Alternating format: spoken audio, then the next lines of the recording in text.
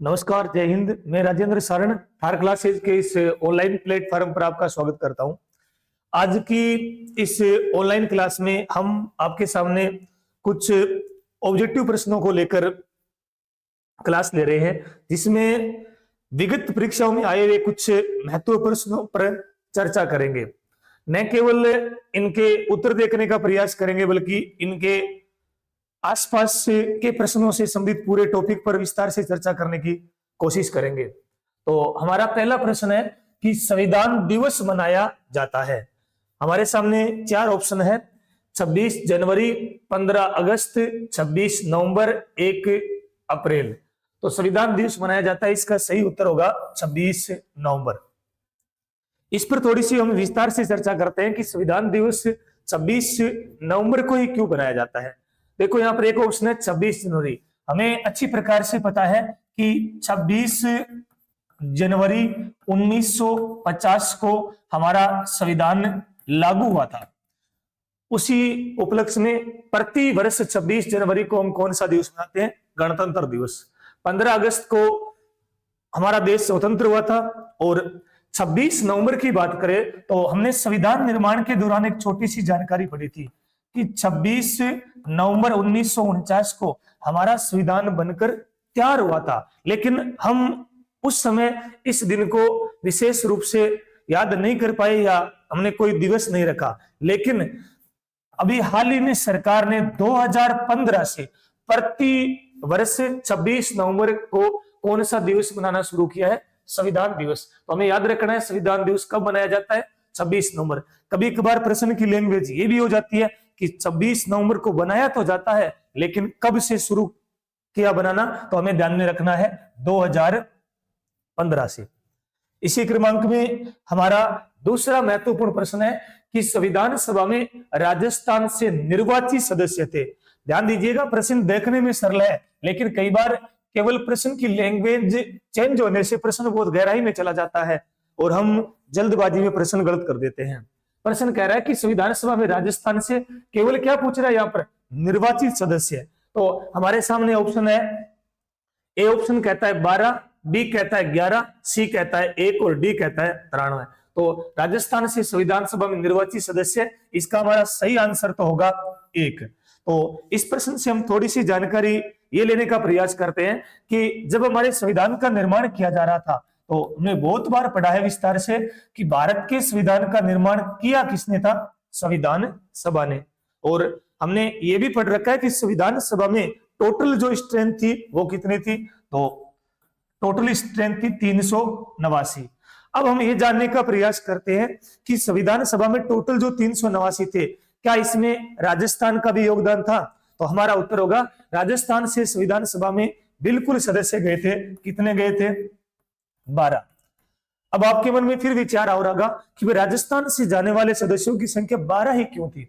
हमने थोड़ा सा इतिहास की ओर चले तो हमने पढ़ा कि राजस्थान के एकीकरण के समय 19 रियासतें थी, 3 ठिकाने थे, एक चीफ कमिश्नर क्षेत्र था। अर्थात यूं देखे तो राजस्थान से जाने वाले सदस्यों की संख्या ज्यादा होनी चाहिए। लेकिन हमने पढ़ा था जब अपनी संविधान सभा का गठन हुआ था तो इसमें फॉर्मूला रखा गया था कि 10 लाख की जनसंख्या पर कितना सदस्य जाएगा? 1 सदस्य। इस आधार पर राजस्थान से टोटल तो कितने गए थे? 12। लेकिन हमें थोड़ी सी जानकारी रखनी है, 1 + 11 अर्थात यूं कहे तो एक तो क्या था? निर्वाचित। कहां से गया था? अजमेर मेरवड़ा। क्यों? क्योंकि अजमेर मेरवड़ा क्या था? उसमें चीफ कमिश्नर क्षेत्र। और 11 के 11 सदस्य क्या थे? मनोनीत। 11 मनोनीत क्यों थे? यहां थोड़ी सी ध्यान देने योग्य बात है कि 11 सदस्य कहां से गए थे? देशी रियासतों से। तो इस प्रश्न का उत्तर होगा 1। याद रखना कि केवल प्रश्न ये पूछे कि राजस्थान से कितने गए थे, तो हमें ध्यान में रखना है 12 सदस्य। प्रश्न की लैंग्वेज ये पूछे कि निर्वाचित कितने थे, हमारा उत्तर होगा 1। प्रश्न की लैंग्वेज अगर ये रहे कि राजस्थान से गए तो थे, लेकिन जाने वाले सदस्यों में मनोनीत सदस्य कितने थे, तो हमारा उत्तर क्या होगा? 11 सदस्य। उसी क्रमांक में हमारा प्रश्न है कि प्रारूप समिति में कितने सदस्य थे? बहुत महत्वपूर्ण प्रश्न है, बहुत बार परीक्षाओं में इस प्रश्न पर प्रश्न बन रहे हैं।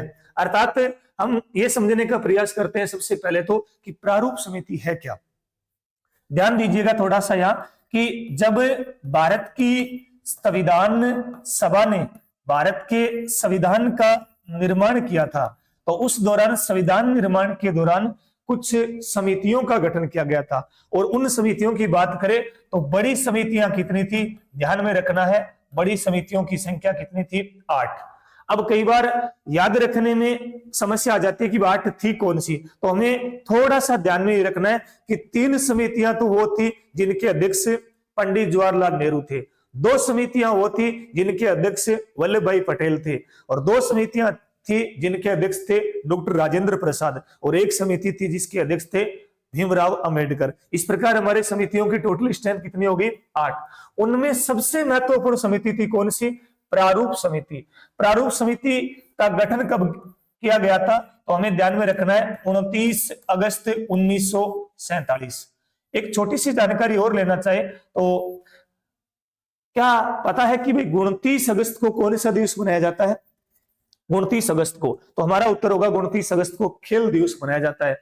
क्यों बनाया जाता है, मेजर ध्यानचंद की जयंती के उपलक्ष्य में। तो 29 अगस्त 1947 को गठन हुआ था। इसके अध्यक्ष थे डॉक्टर भीमराव अंबेडकर। और इस बारे में छोटी सी जानकारी ये भी हमें ध्यान में रखनी है कि भारत के संविधान का पिता भी किसे कहा जाता है, भीमराव अंबेडकर को। तो याद रखना कि प्रारूप समिति का गठन तो था, लेकिन प्रश्न की लैंग्वेज कह रही है कि जो सदस्य थे उनकी संख्या कितनी थी, तो कितने सदस्य थे, तो इसका सही आंसर होगा 7। थोड़ी सी जानकारी हमें यह भी ध्यान में रखनी है कि अध्यक्ष सहित सदस्यों की संख्या भी कितनी थी, 7। अगर सीधा प्रश्न पूछ ले कि प्रारूप समिति में कितने सदस्य थे, तो भी हमारा उत्तर होगा 7। अध्यक्ष सहित भी कितने थे, 7। और इसी प्रारूप समिति ने संविधान का जो मॉडल है, जो ढांचा है, जो नक्शा है, वो तैयार करने का काम किया था। कई बार प्रश्न और ज्यादा गहराई से पूछा जाता है कि प्रारूप समिति का गठन तो 29 अगस्त 1947 को था, हाल ही में जो सीएटी 12th लेवल का पेपर हुआ था उसमें पूछ लिया कि प्रारूप समिति ने अपनी रिपोर्ट पेश कब की थी, तो याद रखना 21 फरवरी 1948। तो हमारा आंसर क्या होगा, 21 फरवरी 1948। तो हमने केवल ये पढ़ा है कि प्रारूप समिति में सदस्य कितने थे, 7, लेकिन इसके साथ हमने पूरी समिति को भी इन व्याख्या से समझने का प्रयास किया है। अगला अपना महत्वपूर्ण प्रश्न है, भारतीय संविधान को अंगीकृत एवं अधिनियमित किया गया था।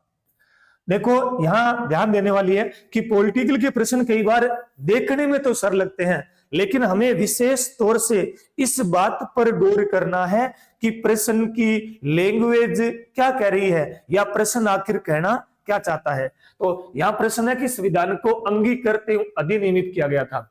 ध्यान दीजिएगा, हमारे सामने 4 महत्वपूर्ण ऑप्शन है। ए कहता है 1950, बी कहता है 1949, सी कहता है 1947 और डी कहता है 1946। अब देखो कई बार क्या होता है कि प्रश्न को हल करते समय या उनका सॉल्यूशन करते समय हम 2 ऑप्शनों तो कर देते हैं, लेकिन 2 ऑप्शन हमें बहुत ज्यादा परेशान करते हैं। और अक्सर जिनकी तैयारी अच्छी होती है वो उलझन या अपने डाउट की कंडीशन में रहता है तो 2 प्रश्नों को लेकर रहता है। यहाँ एक ऑप्शन तो शायद परेशान कर रहा होगा 1950 और एक ऑप्शन कर रहा होगा 1949। देखो हमने पढ़ा 1946 की बात करें तो हमने पढ़ रखा है 1946 में तो भारत के संविधान बनने की प्रोसेस शुरू हुई थी, और 1947 में हमने बहुत बार जिक्र कर रखा है, पढ़ रखा है, एकदम नॉर्मल सन है कि 1947 में देश क्या हुआ था, आजाद। अगर देखा जाए तो हकीकत में जिसने थोड़ी सी मेहनत की है वो 2 ऑप्शन को तो आसानी से काट देगा, उनको हटा देगा, लेकिन सामने रहेंगे 2 और 2 में से भी एक की चॉइस करना अपने आप में बहुत बड़ी बात होती है। तो एक तो ऑप्शन है हमारे सामने 1949 और एक ऑप्शन है 1950। अगर बात करें इस प्रश्न की, इसका सही उत्तर होगा आपके कि अंगीकृत या अधिनियमित कब किया गया, तो हमें याद रखना है 1949। देखो हमने चर्चा की है कि 26 नवंबर 1949 को आखिरकार बहुत लंबे प्रोसेस या प्रक्रिया के बाद हमारा संविधान बनकर क्या हो गया था, तैयार हो गया। कब की बात है, 26 नवंबर 1949 की। लेकिन अगर प्रश्न सीधा ये पूछ लिया जाता कि भारत का संविधान बनकर तैयार कब हुआ था, तो प्रश्न सारों के सही होता, लेकिन याद रखना सामने वाला 3 शब्दों का प्रयोग करेगा, एक तो अंगीकृत, एक अधिनियमित और एक पूछा जाता है आत्मप्रीत। इन तीनों की बात करें तो आपको ध्यान में रखना है, जब भी ये 3 वर्ड पेपर के प्रश्न में कहीं भी आपके दिख जाए, निसंकोच, बिना डाउट, बिना संदेह आपको तुरंत रूप से जाना है कहां, 1949। कहने का अर्थ है ये केवल क्या पूछ रहा है, बनने का पूछ रहा है, यहां पर बिल्कुल भी लागू होने की चर्चा नहीं हो रही है। कई बार हम तुरंत पूछ जाते हैं कि अंगीकृत अधिनियम का अर्थ है कि 1950, नहीं, हमें ध्यान में रखना है कि 1950 को भी हुआ था। क्या हुआ था, बिल्कुल याद करेंगे कि 26 जनवरी 1950 को भारत के संविधान को क्या कर दिया गया, लागू कर दिया गया। और पिछले प्रश्न में हम चर्चा कर चुके हैं कि 26 जनवरी को ही कौन सा दिवस बनाया जाता है, गणतंत्र दिवस बनाया जाता है। अगला एक और महत्वपूर्ण प्रश्न है कि संविधान सभा में महिलाओं की कुल संख्या कितनी थी। बहुत महत्वपूर्ण प्रश्न है, ऐसे प्रश्न आमतौर पर बहुत कम पूछे जाते हैं, लेकिन अगर पूछे जाते हैं तो ऐसे प्रश्न गलत नहीं होने चाहिए, और अक्सर हमारे साथ गलत प्रश्न वही होते हैं जो हमें देखने में एकदम सरल लगते हैं। तो जितना सरल है उतने कंपटीशन की दृष्टि से उसे सरलता से लेना नहीं है। तो प्रश्न क्या कह रहा है कि संविधान सभा में महिलाओं की संख्या कितनी थी। यहां हमारे सामने फिर 4 ऑप्शन है, ए कहता है 12, बी कहता है 15, सी कहता है 19 और डी कहता है 23। तो हमने थोड़ी सी पहले चर्चा की थी कि जब भारत के संविधान का निर्माण किया गया था तो निर्माण किसने किया था, संविधान सभा में। हमने फिर चर्चा की थी कि संविधान सभा में टोटल स्ट्रेंथ कितनी थी, 389। हमने इस बात पर फिर गौर किया था कि टोटल 389 थी, लेकिन 389 क्यों थी, क्योंकि हमने पढ़ा कि कैबिनेट मिशन की सिफारिश पर एक बहुत बड़ा फॉर्मूला दिया गया था कि 10 लाख की जनसंख्या पर कितने सदस्य आएंगे, 1। तो 10 लाख की जनसंख्या पर 1 आएंगे, तो 1946 की जनसंख्या के अनुसार उस समय संविधान सभा में टोटल स्ट्रेंथ कितनी थी, 389। लेकिन ये प्रश्न कह रहा है कि उन 389 में महिलाओं की संख्या कितनी थी। याद रखना है महिलाओं की संख्या कितनी थी, 15 सदस्य थे, अर्थात कितनी महिला थी, 15 थी। उसके बाद में अगला एक और महत्वपूर्ण प्रश्न है, संविधान सभा में राजस्थान से सदस्यों की संख्या कितनी थी। बिल्कुल एक और यूं देखा जाए तो परीक्षा की दृष्टि से बहुत महत्वपूर्ण प्रश्न है, और कई परीक्षाओं में यह प्रश्न रिपीट हो चुका है। तो जो संविधान सभा में टोटल स्ट्रेंथ, अभी हमने जिक्र किया कि जब भारत के संविधान का निर्माण किया जा रहा था तो जो संविधान सभा बनी थी उसमें टोटल कितने थे, 389। हम एक और प्रश्न पर पहले चर्चा कर चुके हैं कि संविधान के निर्माण में क्या राजस्थान का रोल था, क्या राजस्थान का योगदान था। बिल्कुल हमने पढ़ा है कि संविधान सभा में राजस्थान से जाने वाले सदस्य कितने थे। याद रखना है राजस्थान से जाने वाले सदस्यों की संख्या कितनी थी, 12। इसमें हमें थोड़ी सी जानकारी ये रखनी है कि राजस्थान से टोटल सदस्य तो कितने गए थे, 12, लेकिन हमें एक फॉर्मूला रखना है 1 + 11, अर्थात यूं कहे तो जो टोटल स्ट्रेंथ अपनी कितनी थी, अभी हमने चर्चा की है कि टोटल थी 12, 1 + 11। एक सदस्य तो क्या था, याद रखना निर्वाचित, और 11 सदस्य क्या थे, मनोनीत। ये जो एक सदस्य गया था वो कहां से गया था, अजमेर मेरवाड़ा से। निर्वाचित क्यों था भाई, तो हमें छोटी सी जानकारी रखनी है, क्योंकि ये अजमेर मेरवाड़ा उस समय प्रशासन की दृष्टि से केंद्र शासित यानी चीफ कमिश्नर क्षेत्र था।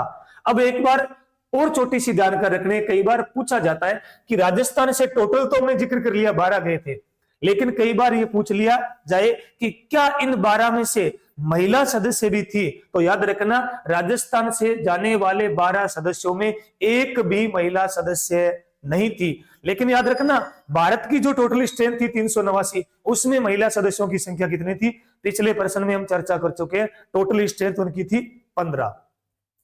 इसी क्रमांक में हमारे पास एक और महत्वपूर्ण प्रश्न है कि कैबिनेट मिशन योजना के अनुसार संविधान सभा में टोटल सदस्य कितने थे। अभी हम चर्चा कर चुके हैं कि फॉर्मूला रखा गया था 10 लाख पर 1 आएगा, तो उस समय टोटल जनसंख्या के अनुसार आने वाले सदस्यों की संख्या थी 389। तो हमारा उत्तर क्या होगा, 389। इसी क्रमांक में अपना एक और महत्वपूर्ण प्रश्न है कि देशी रियासतों से संविधान सभा में मनोनीत सदस्य संख्या कितनी थी। अर्थात देशी रियासतों से जो सदस्य गए थे उनमें हमें इस बारे में ध्यान में रखना है कि जो टोटल सदस्य थे उसमें यह पूछ रहा है मनोनीत। अभी थोड़ी सी इस प्रश्न पर और गहराई से चर्चा करते हैं। हमने पढ़ा कि संविधान सभा में टोटल सदस्य कितना थे, 389। थोड़ा और गहराई से चले तो हमने पढ़ा है कि संविधान सभा में जो टोटल 389 सदस्य थे उनको बांट रखा था। एक था ब्रिटिश प्रांत, दूसरा था अपने देशी रियासतें, और तीसरा था चीफ कमिश्नर क्षेत्र। अर्थात अंग्रेज जब भारत में शासन कर रहे थे तो उसने शासन की स्वरूप की दृष्टि से भारत को कितने भागों में बांट दिया, 3 भागों में। तो टोटल कितने, 389। ब्रिटिश प्रांत से आने वाले सदस्यों की संख्या कितनी थी, तो हमें इस बारे में ध्यान रखना है, 292। देशी रियासतों से 93, चीफ कमिश्नर से 4, टोटल कितने हो गए, 389। थोड़ी सी गहराई से और हमें जाना है कि ये जो टोटल 389 थे, लेकिन इनके आने का आधार क्या था। अर्थात इनके आने का आधार 2 था, एक तो था निर्वाचित और एक क्या था, मनोनीत। थोड़ी सी गहराई से जाकर इस ओर ध्यान दीजिएगा कि 292 जो ब्रिटिश प्रांत से आए और 4 चीफ कमिश्नरों से आए, टोटल स्ट्रेंथ कितनी होगी, 296। ये तो थे निर्वाचित, और देशी रियासतों से आने वाले टोटल सदस्य क्या थे, मनोनीत। प्रश्न क्या कह रहा है कि देशी रियासतों से संविधान सभा में मनोनीत सदस्यों की संख्या कितनी थी, तो हमारा उत्तर होगा 93। अर्थात ये सदस्य क्या थे, मनोनीत। कई बार हमारे दिमाग में ये भी थिंकिंग आ रही होगी, भाई मनोनीत क्यों थे, क्योंकि देशी रियासतों के मालिक कौन हुआ करते थे, राजा। राजा ने जिसको भेज दिया तो उसको भेज दिया, अर्थात वो क्या हो गए, मनोनीत। तो इस प्रकार अपने एक और महत्वपूर्ण प्रश्न है, संविधान सभा के स्थायी अध्यक्ष कौन थे। अर्थात संविधान निर्माण के दौरान हमने पढ़ा कि एक बैठक तो हुई थी 9 दिसंबर 1946 को, जिसमें अस्थायी अध्यक्ष बनाया गया था डॉक्टर सच्चिदानंद सिन्हा को। लेकिन इनके 2 दिन बाद और 11 दिसंबर 1946 को जब संविधान सभा की बैठक हुई थी, उसमें स्थायी अध्यक्ष बनाए गए थे। अपना उत्तर होगा डॉक्टर राजेंद्र प्रसाद। और संविधान सभा की अंतिम बैठक तक ये क्या थे, अध्यक्ष थे। बाद में यही राजेंद्र प्रसाद प्रथम भारत के क्या निर्वाचित हुए, राष्ट्रपति। इसी क्रमांक में कि किस रियासत से एक भी सदस्य संविधान सभा में नहीं मिला, तो हैदराबाद एकमात्र रियासत थी जिसने संविधान सभा में अपना एक भी सदस्य नहीं भेजा। तो इस प्रकार अपने 10 महत्वपूर्ण प्रश्न थे जिन पर हमने चर्चा की, या यूं कहे तो इनके व्याख्या सहित उत्तर समझने का प्रयास किया। जल्दी मिलते हैं एक और बेहतरीन क्लास के साथ। धन्यवाद।